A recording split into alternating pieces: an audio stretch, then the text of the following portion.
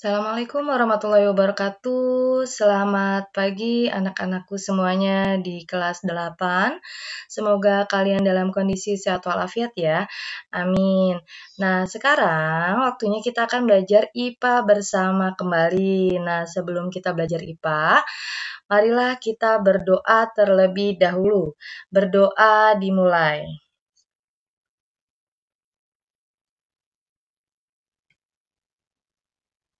Amin amin ya rabbal alamin, berdoa selesai. Baiklah anak-anakku semuanya, untuk hari ini kita akan belajar tentang pesawat sederhana masih ya, tapi pada bidang miring dan katrol. Karena kalau minggu lalu Ibu sudah mengajarkan kalian bab pesawat sederhana tapi bagian tuas. Nah, sekarang kita akan belajar tentang bidang miringnya dan katrolnya. Oke, untuk selanjutnya, nah di sini kita mulai dari bidang miring ya. Nah, bidang miring ini adalah suatu lintasan yang memiliki kemiringan tertentu dan membentuk sudut terhadap permukaan mendatar. Nah, contoh bidang miringnya nih ada pada gambar ya di bawahnya ya. Ini gambar bidang miring. Nah, di sini ada S. S ini adalah panjang dari bidang miring yang satuannya adalah meter. Terus ini ada F. F ini adalah gaya yang diberikan yang satuannya Newton. Ini ada W. W ini adalah berat benda, satuannya juga Newton. Dan ini ada H. H ini adalah tinggi bidang miring yang satuannya meter. Dan di sini ada sudut theta. Nah, sudut theta ini adalah besarnya sudut ya. Jadi ini adalah gambar dari bidang miring pada sebuah pesawat sederhana.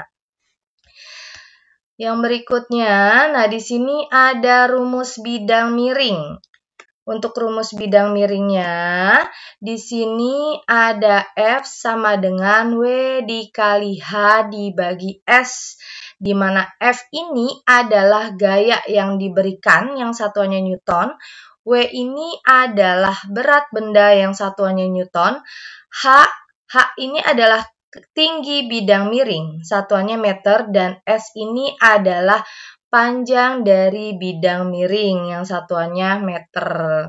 Nah, kalau seandainya tinggi dan panjang bidang miring ini satuannya bukan meter, harus dijadikan ke dalam meter dulu ya. Misalnya satuannya sentimeter, jadi harus diubah ke dalam meter terlebih dahulu. Nah, berdasarkan rumus di atas, gaya akan berbanding lurus dengan tinggi bidang miring. Semakin landai bidang miring tersebut, maka gaya yang dikerjakan akan semakin kecil. Dan sebaliknya, semakin curam bidang miring tersebut, maka gaya yang dikerjakan akan semakin besar. Nah, untuk rumus keuntungan mekanis dalam bidang miring, di sini dia memiliki rumus Km sama dengan S dibagi H atau W dibagi F. Jadi pilih salah satu ya. Kalau mencari keuntungan mekanik dalam bidang miring itu, kalau memang ada panjang bidang miring dan tingginya, berarti pakai rumusnya S dibagi H. Tapi kalau yang diketahuinya gaya dengan berat, berarti rumusnya W dibagi F. Jadi pilih salah satu ya, enggak semuanya. Nah, di sini di mana Km itu adalah keuntungan mekaniknya, S itu panjang bidang miring yang satuannya meter, H itu adalah tinggi bidang miring, W itu adalah berat benda yang satuannya Newton, dan F ini adalah gaya yang diberikan yang satuannya juga Newton ya. Jadi kalau mencari keuntungan mekanis harus pilih salah satu, rumusnya S dibagi H atau W dibagi F. Nah, sekarang kita lanjut ke contoh soalnya. Nah, di sini untuk contoh soalnya, seorang pekerja hendak menaikkan sebuah almari atau lemari ya, besi ke bak belakang truk dengan menggunakan bidang miring seperti gambar berikut nih. Ini gambarnya ya. Ini mobil truknya, dia akan menaikkan sebuah lemari menggunakan bidang miring. Nah nih, nah di sini jika massa lemarinya 120 kg dan percepatan gravitasinya adalah 10 meter per sekon kuadrat, maka tentukan yang pertama, gaya minimal yang diperlukan pekerja untuk menaikkan lemarinya. Yang B, keuntungan mekanik pada bidang miringnya. Nah, cara penyelesaiannya bagaimana? Nah, yang pertama, kita cari yang diketahui dulu di dalam soal. Apa yang di dalam soal yang diketahuinya? Nah, di sini ada tinggi ya. Tinggi itu simbolnya adalah H. Tingginya berapa? 1 meter, berarti H-nya 1 meter. Terus nih bidang miringnya nih. Panjang bidang miringnya adalah 2 meter. Nah, panjang bidang miring itu adalah S ya. S-nya berarti 2 meter. Nah, terus di sini jika massa lemari berarti M ya. M-nya 120 kg. Dan yang terakhir adalah percepatan gravitasi. Percepatan gravitasi itu adalah G. G-nya berapa? 10 meter per sekon kuadrat. Nih, G-nya sama dengan 10 meter per sekon kuadrat. Nah, terus kita tulis lagi yang ditanya. Apa yang ditanya? Yang A itu gaya minimal. Nah, berarti kalau gaya itu berarti F yang ditanya ya. Yang B adalah keuntungan mekanik. B-nya berarti KM. Nah, sekarang kita bisa jawab. Untuk yang pertama, mencari gaya. Tadi rumus gaya adalah W dikali H dibagi S. Di mana W-nya itu belum diketahui. Nih, di dalam soal W-nya belum diketahui ya, maka W-nya kita cari terlebih dahulu dengan menggunakan rumus massa dikali gravitasi bumi ya. Nah, massanya adalah tadi diketahui 120 kg dikali gravitasi buminya berapa? 10, sehingga 120 dikali 10 hasilnya adalah 1200 Newton. Jadi, sudah diketahui bahwa W-nya atau berat bendanya adalah 1200 Newton. Sehingga bisa kita masukkan ke dalam soal gaya. Yang rumusnya tadi F sama dengan W dikali H dibagi S.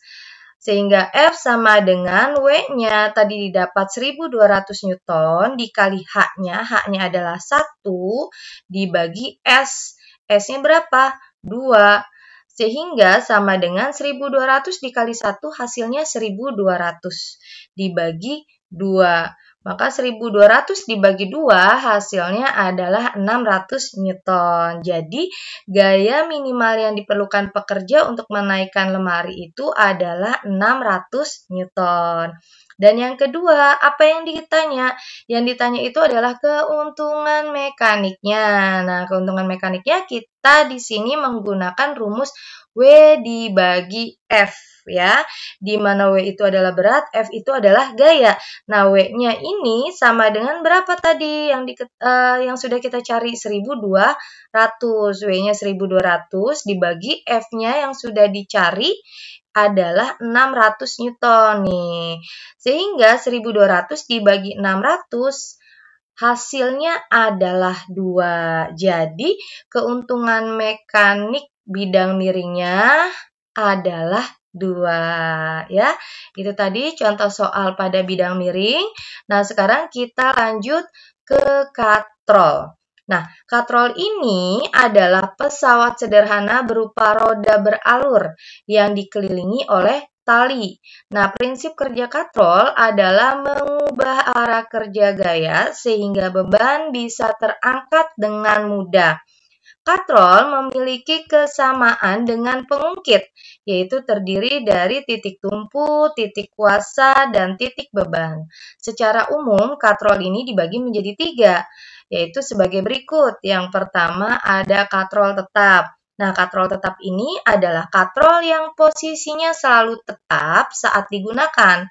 Contohnya katrol tetap bisa kamu lihat pada gambar berikut. Nah, ini adalah contoh katrol tetap ya, anak-anak ya. Nah, di sini berdasarkan gambar yang Ibu berikan, di sini ada OB. OB ini adalah lengan bebannya. Dan OA ini adalah lengan kuasanya. Dan O-nya, ini ada titik O. Titik O ini adalah titik tumpunya. W tetap ya, W ini adalah beban benda. F ini adalah gaya kuasa. W itu berat ya, berat atau beban benda. F itu adalah gaya kuasa yang satuannya adalah Newton. Nah, katrol jenis ini biasa digunakan sebagai pengerek timba di sumur. Kalian sudah tahu ya, kalau zaman dulu itu ada timbaan di sumur. Nah, dia pengereknya menggunakan katrol tetap. Nah, keuntungan mekanis katrol tetap ini dirumuskan sebagai Km sama dengan W dibagi F. Oleh karena besarnya gaya kuasa digunakan sepenuhnya untuk menarik beban W, maka F-nya sama dengan W. Sehingga artinya keuntungan mekanis katrol itu adalah tetap, yaitu bernilai 1. Jadi kalau dalam katrol tetap, keuntungan mekanisnya bernilai 1 karena W sama dengan F ya. Jadi berapapun nilainya, berarti keuntungan mekanisnya itu hasilnya adalah 1. Nah, di sini yang kedua ada katrol bergerak. Nah, katrol bergerak adalah katrol yang ikut bergerak atau berubah posisi saat digunakan. Nah, contoh katrol bergerak bisa kamu lihat pada gambar di samping nih, gambar katrol bergerak ya, atau katrol bebas. Nah, ini gambarnya. Di sini berbeda dengan katrol tetap tadi ya, karena dia ikut bergerak atau berubah posisi saat digunakan. Nah, di sini ada BO. BO ini adalah lengan bebannya. Dan BA. BA ini adalah lengan kuasa. Kalau tadi titik tumpunya O ya, sama kalau di sini titik tumpunya adalah B-nya. Nih B-nya sebagai titik tumpu, BO-nya lengan beban, BA-nya adalah lengan kuasa. Jadi berbeda dengan katrol tetap ya. Nah, keuntungan mekanis katrol bergerak adalah 2. Karena beban ditopang oleh 2 tali. Ini 2 tali ya, talinya pada B dan A. Nah, jenis katrol ini biasanya dipakai untuk mengangkat adonan semen ke lantai atas pada saat pembangunan gedung atau rumah. Jadi ingat, keuntungan mekanis katrol bebas atau katrol bergerak itu nilainya adalah 2 ya.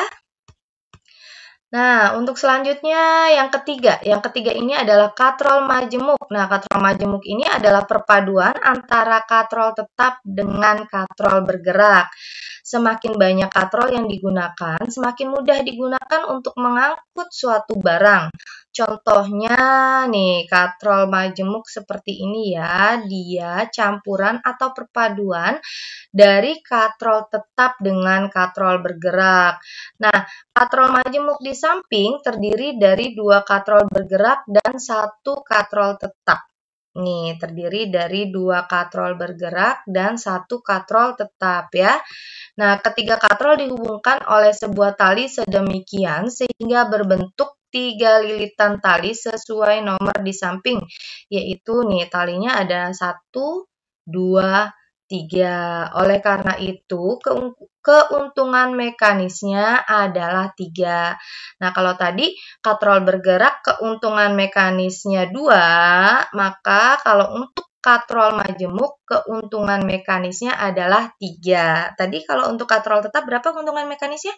Keuntungan mekanisnya adalah 1 ya kalau untuk katrol tetap. Jadi berurutan, katrol tetap keuntungan mekanisnya 1, katrol bergerak keuntungan mekanisnya adalah 2, dan katrol majemuk keuntungan mekanisnya adalah 3. Nah, berikutnya kita masuk ke contoh soal. Di sini kalian perhatikan gambar di samping nih. Gambar katrol apa ini? Ini adalah katrol bergerak ya, benar. Ini adalah katrol bergerak. Nah, di sini pertanyaannya berapakah gaya kuasa yang dibutuhkan untuk mengangkat papan tersebut? Nah, penyelesaiannya di sini kita lihat yang diketahui apa nih? Ini adalah beban atau berat bendanya ya. Ini berat bendanya 20 Newton. Berat benda itu adalah W. W-nya sama dengan 20 Newton. Yang ditanya apa? Yang ditanya berapakah gaya kuasa? Gaya kuasa itu berarti adalah F ya. Bagaimana cara menjawabnya? Di sini katrol di atas merupakan jenis katrol bergerak ya. Maksudnya katrol di samping ini ya, ini adalah katrol bergerak. Maka keuntungan mekanis untuk katrol bergerak itu tadi berapa? Adalah 2. Sehingga gaya kuasa ini dirumuskan sebagai berikut. Perhatikan. Nah, keuntungan mekanisnya rumusnya itu adalah W dibagi F atau berat benda dibagi gaya kuasa.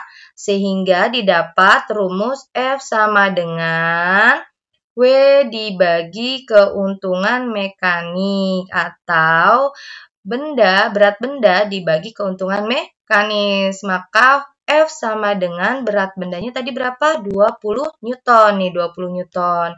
Dan dibagi KM keuntungan mekanis dalam katrol bergerak itu adalah 2 nih, sehingga 20 dibagi 2 hasilnya adalah 10 Newton. Jadi gaya kuasanya adalah 10 Newton.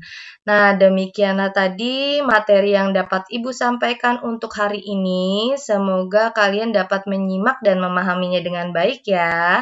Nah, sekarang tugas kalian adalah mencatat materi yang barusan Ibu jelaskan ke dalam buku tulis catatan IPA ya. Nah, nanti setelah kalian catat materi tersebut, silahkan kalian kumpulkan ke sekolahan. Hari ini Ibu tunggu sampai jam 11. Tapi kalau hari ini kalian tidak datang, berarti paling lambat besok ya, hari Kamis ya, wajib dicatat dan dikumpulkan karena Ibu akan ambil nilai dari kalian kalau kalian sudah memberikan bukti catatannya kepada Ibu. Kalau kalian tidak memberikan catatan kepada Ibu, berarti Ibu anggap hari ini kalian tidak mengerjakan tugas Ibu ya. Jadi Ibu tunggu tugas catatannya dari kalian hari ini. Baiklah, terima kasih sudah belajar IPA bersama Ibu dan Ibu akhiri. Wassalamualaikum warahmatullahi wabarakatuh. Tetap semangat ya belajar online-nya.